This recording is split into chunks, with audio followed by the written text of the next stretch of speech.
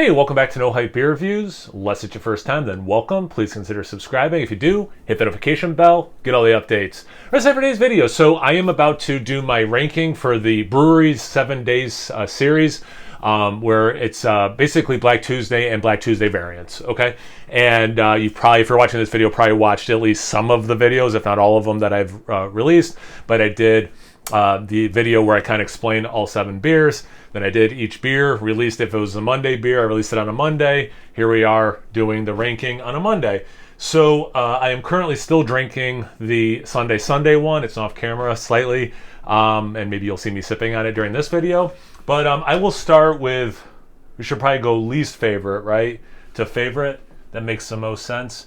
Oops. I'm just realizing these are not in the right order. Yeah, let me just flip these around. Okay. All right, so these are now in the right order. So, and here's the good news, not to spoil it, but I did like all of these.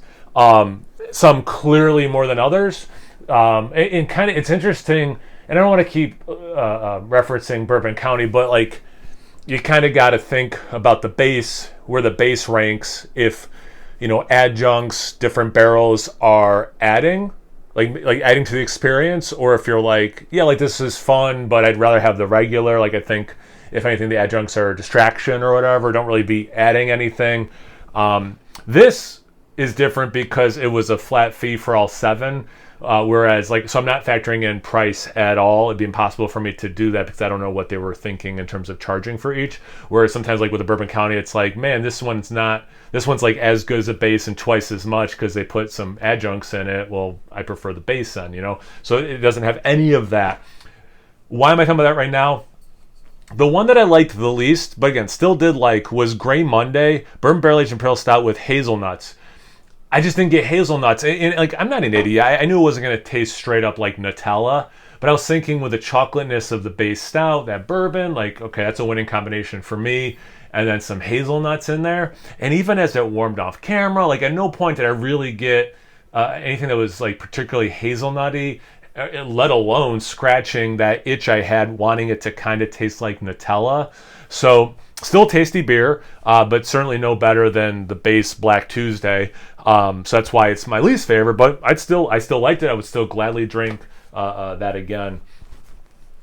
Similar thing, this was probably the one I was the most nervous about because Freckles was like the only beer I've had from Bruery that I didn't really like that much. It was just like okay. And this had a similar profile with the Cacao Nibs, Cayenne, Cinnamon, and Vanilla, where it's mimicking the mole is what they say on the label, but like that, you know, Central America, a spicy, you know, hot chocolate kind of a thing. But this one also had tequila barrel instead of bourbon, which was interesting. I think if I'm getting my videos, if I'm remembering what I said in each video correctly, this was one where I was like, I'd like to have like it as part of a flight. I'm glad I had a whole bottle. If I was like at the brewery and they had this on and you could do flights, I would get this as one of my flight beers. I probably wouldn't buy another bottle of it, and same with the Grey Monday. But this one I did. I think the fact that you could get some of the adjuncts actually, and it was kind of more of a fun, interesting experience, is why I was able to put it above the Grey Monday. These were pretty close, and honestly, even this one was pretty close to what I thought of the Siesta Saturday. This is PB and Jelly Thursday, Bourbon Barrel Aged Imperial Stout with peanuts, boysenberry, and salt.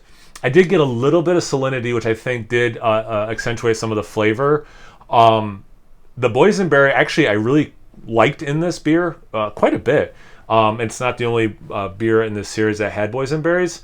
And I'm glad to say, if I forgot to put it like in the description box, or in the the description box for this video, for the PB and Jelly video, the peanut butter aspect, I got more as it warmed, and I drank more of it. I still wanted more of that peanut butter flavor. I like peanuts, you know, I like the flavor of them, and I kind of, you know, I still wish the beer had more of it, but the way the boysenberry and I think the salt really accentuated the beer was why I put over these two.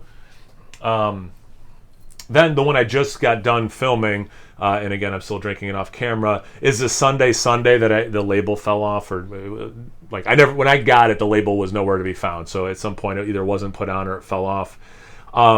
This one is quite good. In my opinion, it uses the boysenberries well. One of the things I didn't say in the video that I'm thinking about now is, well, one thing I did say in the video is the vanilla in that was enough. I mean, I would always take more vanilla, you know me, but like I tasted the vanilla, and there were times where it kind of did was reminiscent of ice cream, and then like this nice toasted marshmallow thing. But the boysenberry, that part didn't take me to ice cream, so it's just kind of like a branding thing. You're calling it Sunday, and you put boysenberry. Like, boysenberry, is that a flavor of ice cream? Like, who makes a boysenberry flavor of ice cream? This, Scoop has very traditional ice cream flavors, So, like, it was really good, and it didn't affect the ranking at all, but just kind of an interesting, aside. Really happy to say that the Black Tuesday was great, and I would rather have the base Black Tuesday over 4 of these variants with different adjuncts and barrels and stuff, which is cool. So it wasn't my favorite of the 7, but top half of the list easily, which was really cool. Just for dramatic effect, let me take a sip. I just love the fact that anyone would sip through that and be like, oh, I'm on the edge of my seat. What's number 1 and number 2 going to be? Like, you couldn't just hit the button that skips it 10 seconds forward a couple times. All right, so if you know, you know. So when I show you this, the second place one, you'll know the first one, but whatever. There's no perfect way to do this. Aloha Friday. This one, I know it's weird. Like, I'm saying this is the second best one, and what I'm about to say will make it sound like that's like a weird thing. This suffered from the same thing this one suffered from, and this one suffered from. One of the adjuncts I'm just not really getting in this beer, and that was the macadamia nuts. There was this extra flavor that the other ones didn't have, but like, I kind of know what macadamia nuts taste like, and it didn't. That extra flavor was pleasant and everything, but it certainly didn't taste like macadamia nuts. But I tell you what, that toasted coconut in this bourbon barrel aged stout was really nice. Kind of like the vanilla. I mean, I would take more, sure, but it had plenty of that toasted coconut, and it did, in my opinion, like I was saying earlier, it added to the Black Tuesday. I wasn't like, man, I'd just rather be drinking a Black Tuesday, or these are getting a little taxing as adjuncts, or like the novelty wore off, or like whatever, right? There were moments with the siesta where I'm like, all right, well, I'm going to just let that sit, drink some water, for a little bit, and come back to it. Not that was getting too spicy, it just was like almost like palate fatigue. I just needed like a little bit of a break. Whereas this one, I could have just kept sipping, So just to give you some differentiation. And then in a surprise, I'll say I was trying to be sarcastic. It's something that was not a surprise to me because of the flavor profile of things I like, was Mocha Wednesday. I mean, I love mocha, I love chocolate, I love coffee, I love chocolate and coffee together. And I've had, several different vintages of Mocha Wednesday that I've really liked. So like that was not a surprising thing for me going into it. But I went in, gave every beer an honest, shot. And but yeah, it was, to me, I'm like, yeah, no, like, as much as I do love Black Tuesday, these two, especially with the toasted coconut and then the addition of coffee and or cacao nibs, for sure, like no brainer to me, delicious, and added to the base beer for sure. So yeah, that's my my lineup. Have you guys had all 7 of these? Have you had some of them you have thoughts on? I think I had only ever had, unless I'm forgetting something, I'd only ever had versions of these 2 and then plenty of Black Tuesdays. But so yeah, this is my first time having a Siesta Saturday, PB and Jolly Thursday, Sunday, and Aloha Friday. What are your thoughts if you've had any of these? Have you had all 7 and you have a ranking?